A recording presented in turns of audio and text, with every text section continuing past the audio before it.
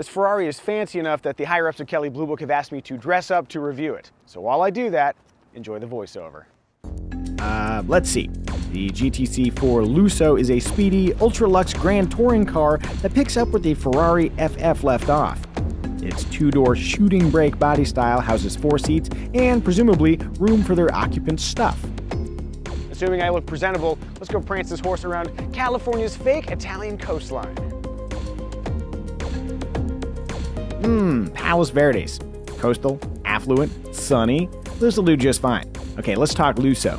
The original clumsily titled GTC4 Lusso rocks a 681 horsepower naturally aspirated 6.3-liter V12, a 7-speed dual-clutch transmission, all-wheel steering, and a clever lightweight 2-speed gearbox with torque vectoring abilities to direct power to the appropriate front tire. According to Ferrari, the V12 Lusso springs from static to 62 miles per hour in 3.4 seconds, onward to a 208 mile per hour top speed. Fun! This, however, is the GTC4 Lusso T. That T indicates the presence of a 3.9-liter turbocharged flat-plane V8. Into the back of those cars! Just kidding. With an 80 horsepower deficit and no fancy all-wheel drive like the regular Lusso, you might be tempted to pity the T. But as any child of the 80s will tell you, Mr. T pities you. With that strained wordplay out of the way, let's see how the GTC4 Lusso T fares as a grand tourer.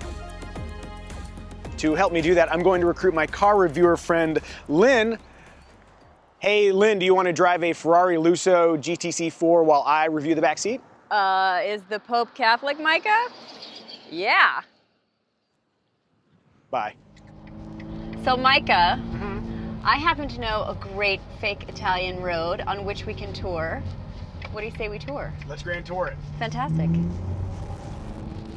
Even though the Lusso GTC is a grand touring car, it has a top speed of 199 miles an hour, which means it's fast.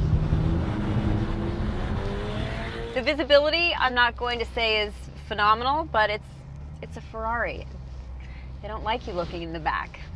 That's why they usually put the engine back there. That's right. To be clear, we know the engine is in the front, attentive YouTube commenters. I will say that the roof is amazing. I'm enjoying it. I like it. It's It's massive. a thing. It doesn't make you feel like you're actually in the fishbowl that you're in. But it's marvelous.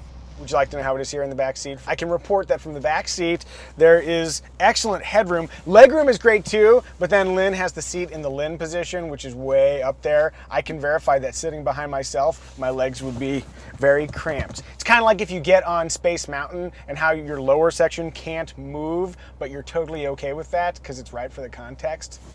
All that said, can I move up to the front seat, please? That one? Yeah.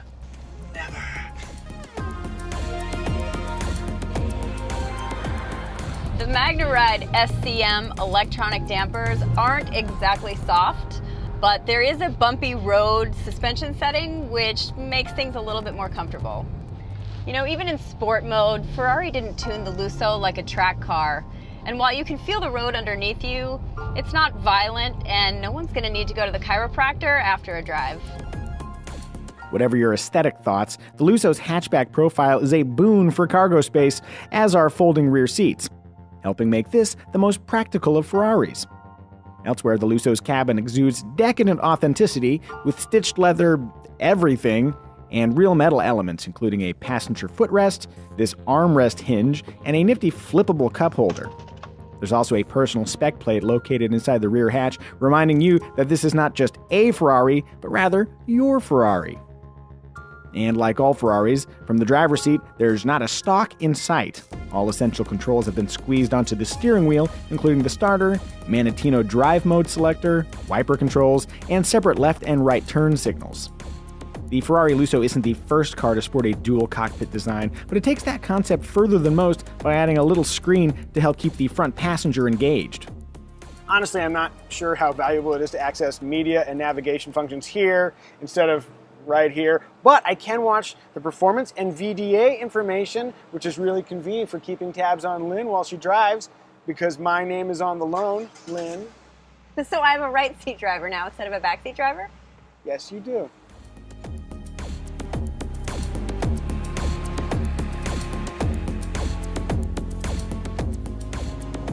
Now that I'm thankfully in the driver's seat, I will point out that the dual clutch 7-speed transmission is as rapid with the shifts as you would hope. Oh, that is nice.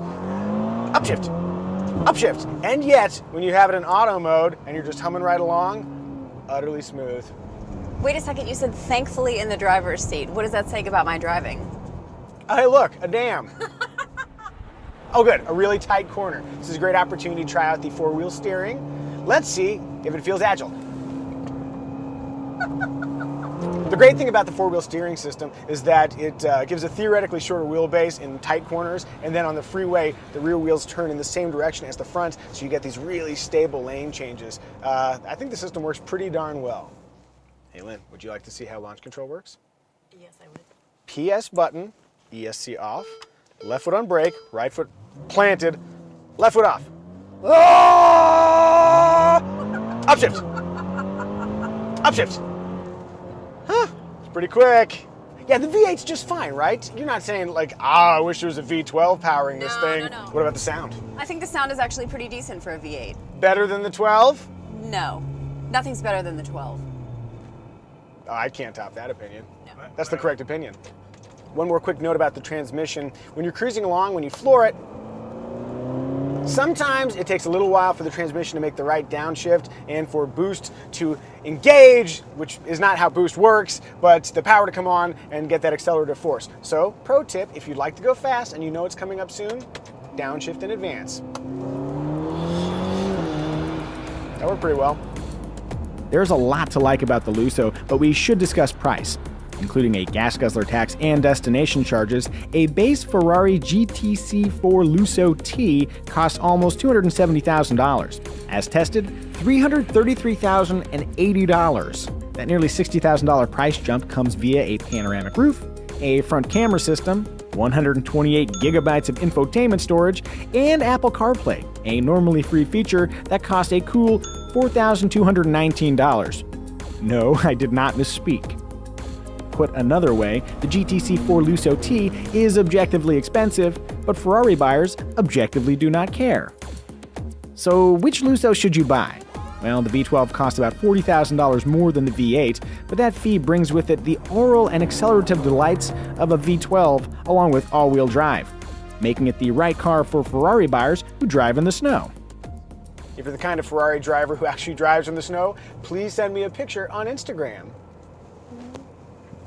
Wait, I want a graphic too. Fine. It's actually a pretty nice graphic. Snow-loving V12 fanatics know which Lusso to buy, but for more grounded Ferrari shoppers, the GTC4 Lusso T could be the superior choice. Merging rear drive agility and a powerhouse V8 with Sultan-worthy trappings inside and out, the Lusso T is a truly excellent grand touring machine. As a bonus, the T's lower base price frees up funds for the option sheet. If I wanted a Ferrari to escape my wife and child, it would be the 488 GTB. But if I wanted to bring them with me, the GTC4 Lusso T is the Ferrari I would buy. Lynn, what do you think?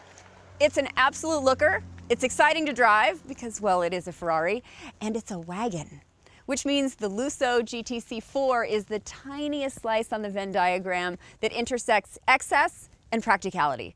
So will you take a personal check for it? Yeah. Hey, I think that's the end of the video. Can I have the keys back? Okay. Thank you. Do you want to ride? Yeah.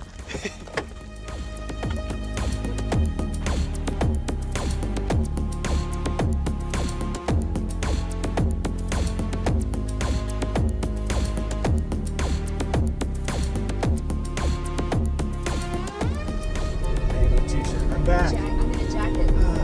My jacket. Everything's back to normal.